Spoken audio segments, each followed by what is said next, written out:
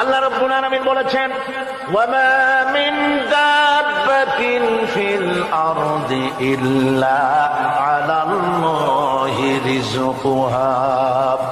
এই পৃথিবীর বুকে এমন কোন বিচরণশীল জীব নাই যে জীবের রিজকের দায়িত্ব আমি আল্লাহ আমার নিজ হাতে গ্রহণ করি নাই।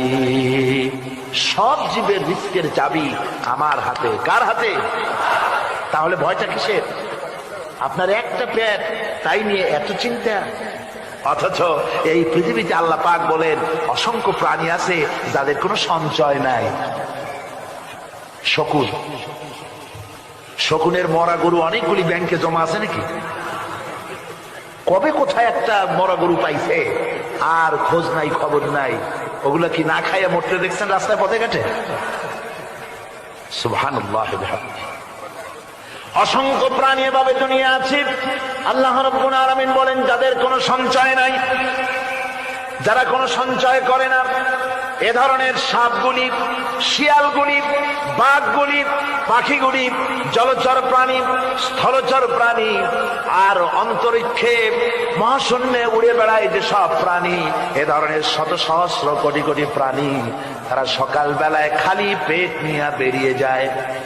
খালি পেট নিয়ে সকাল বেলায় বেরিয়ে গেল, আবার সন্ধ্যায় যখন বাসায় ফেরে সমস্ত প্রাণীগুলির পেট আল্লাহ রাব্বুল আলামিন ভরে দেন। সুবহানাল্লাহ।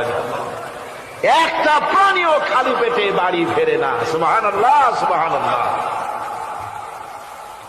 অথচ তাদের কিন্তু জন্ম নিয়ন্ত্রণের ব্যবস্থাও নাই। জঙ্গলে যত প্রাণী আছে তারা কি কোনদিন মিছিল করে এসে বলেছে বাংলাদেশ সরকার আমাদের জঙ্গলের মধ্যে কোনো খোঁজ খবর তো আপনারা রাখেন না, এখানে বাচ্চা কাচ্চা বেশি হইতেছে আর খাওয়াইতে পারি না, এবার কিছু পরিবার পরিকল্পনার ওষুধপত্র পাঠান? কোনদিন বলেছে? বলে নাই, বলবেও না। কে খাওয়ায়? আল্লাহ পাক খাওয়ায়, আল্লাহ পাক খাওয়ায়। সুতরাং আল্লাহ রাব্বুল আলামিন রিজকের মালিক, একথা বিশ্বাস করতে হবে। সেই বিশ্বাসের অর্থ এই নয় যে আপনি চুপ করে বসে থাকবেন আর ফেরেশতারা রান্না করে আপনারে রূপচাঁদা মাছ খাওয়াই দিয়ে যাবে, এরকম বিশ্বাস করতে হবে, কাজ করতে হবে।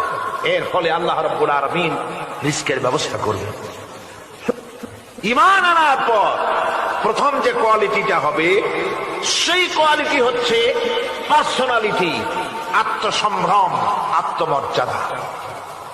দুনিয়ায় কারো সামনে মাথা সে নত করবে না, মাথা নত করবে কেবলমাত্র আল্লাহর কাছে।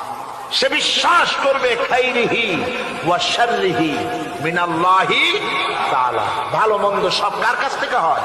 আল্লাহর কাছ থেকে হয়। সে কিছুতেই বিশ্বাস করবে না যে কোনো মাজারের কাছে গেলে, কবরের কাছে গেলে আমার তকদির পাল্টে যাবে, কোনো মোমেন্ট তা বিশ্বাস করবে না। কথা বুঝতে পেরেছেন? ভালো করার মন্দ করার সত্তা মালিক আল্লাহ সুবহানাহু ওয়া তাআলা।